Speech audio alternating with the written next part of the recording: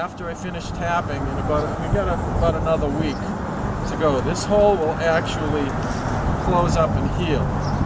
Just like a cut on your hand if you get a cut. If you get a stab, it'll heal over. Alright, this looks good. When you're drilling on a maple tree, you want to make sure you're pulling out good wood that isn't brown. That's good. That's good sapwood. See the color of it? That's right. And you want to feel the wood? See how it's moist, it's wet?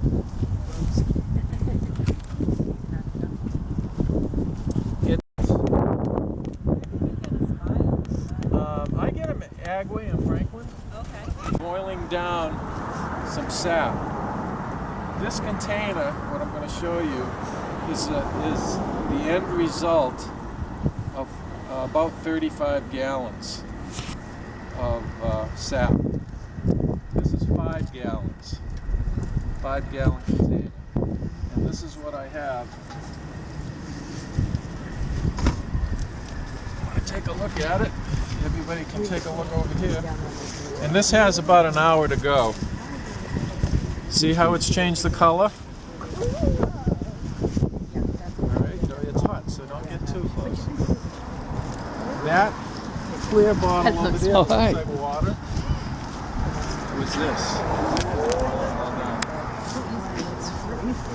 Do you see it? Yeah, it's got about another hour to boil. I've got to boil more of this. Yeah.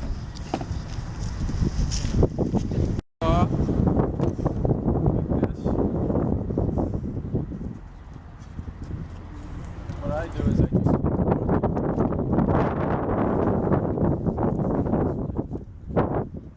put the bungee cord on it. You strain yours, right? Yeah, I use one of those old yogurt strainers. It's very fine, thin. No, it's like a mesh, and I strain it into a 5-gallon Home Depot bucket. Yeah. I mean, Poland Spring. Okay.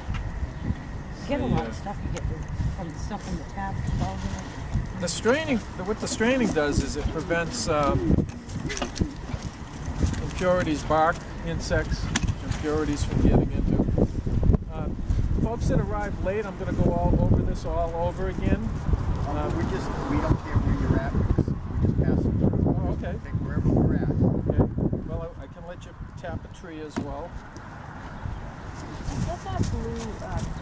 Did you just keep adding it in? As I just keep adding it. Yeah. This I brought this just for today. At home where I do it, I have a pot that's like this big, and it goes. Yesterday I boiled from 10 o'clock in the morning to 10 o'clock at night. It just kept boiling and boiling and boiling. How long I have. What's that? How long do you have to boil it?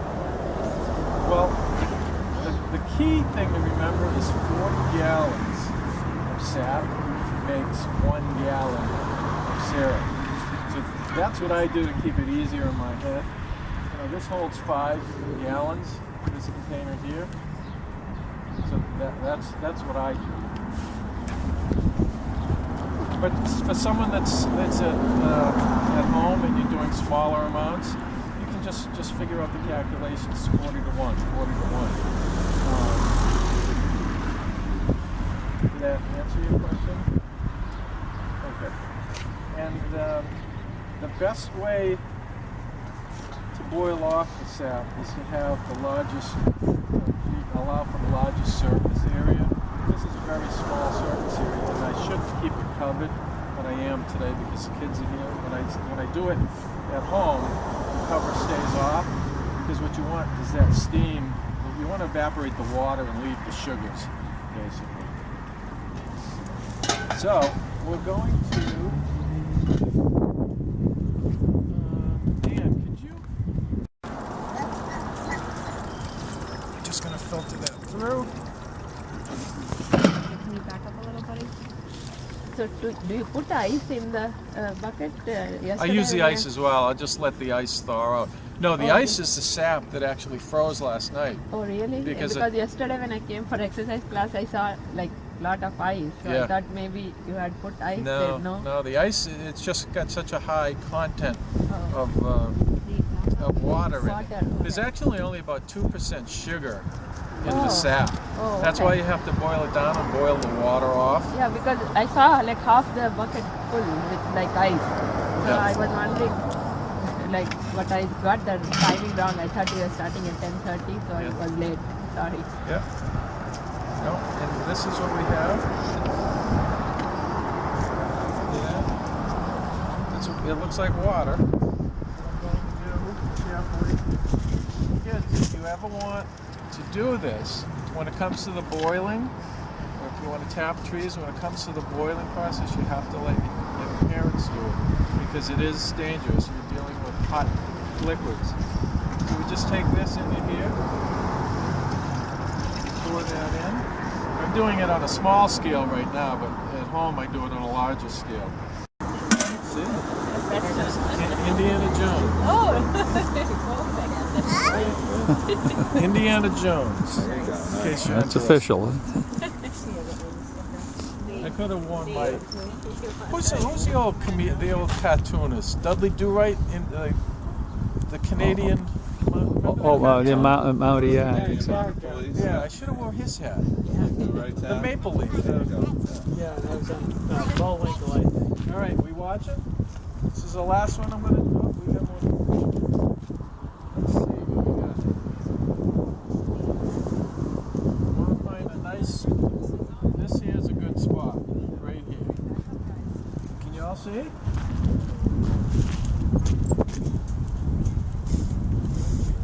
Now, for those of you that weren't here earlier, this does not hurt the tree. It does not hurt the tree. What will happen is, after I finish capping, pull the spot caps out. This will close in, just like if you cut your hand, you get a cut, it'll heal. Can you see that? This is another good tap. If you drill into a tree, a maple tree, and you find that you're getting dark brown colored wood, you don't have good tap. Some trees have dead spots in them. This is a good tap. See how looks like sawdust. It's got a nice bright color to it. If it's dark brown, you want to. If it's dark brown, you've got to move on.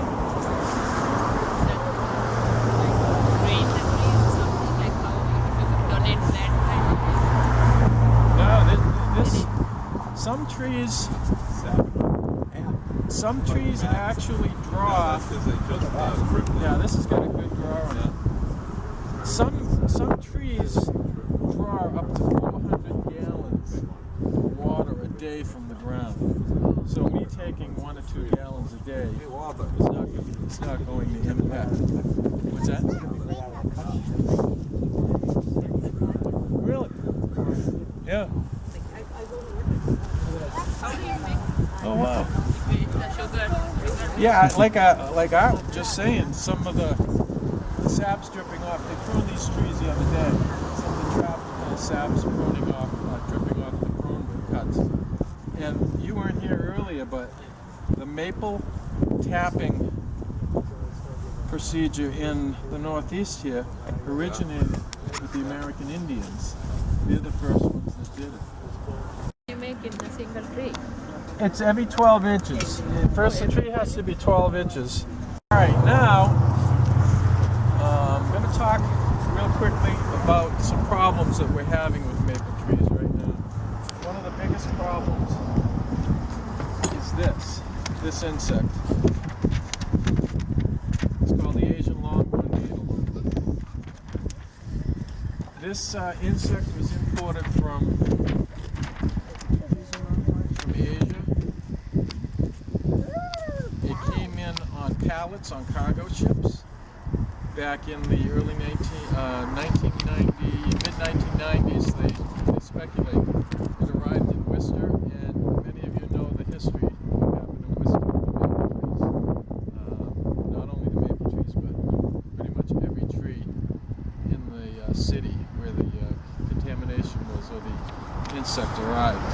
They cut down thousands of trees. If you go through Worcester now, some of the neighborhoods they're replanting, but they're just devastated. It's called the Asian longhorn beetle. I'm going to give you folks some literature on that beetle before you leave, because we need as many eyes as we can have to help identify the movement of this insect.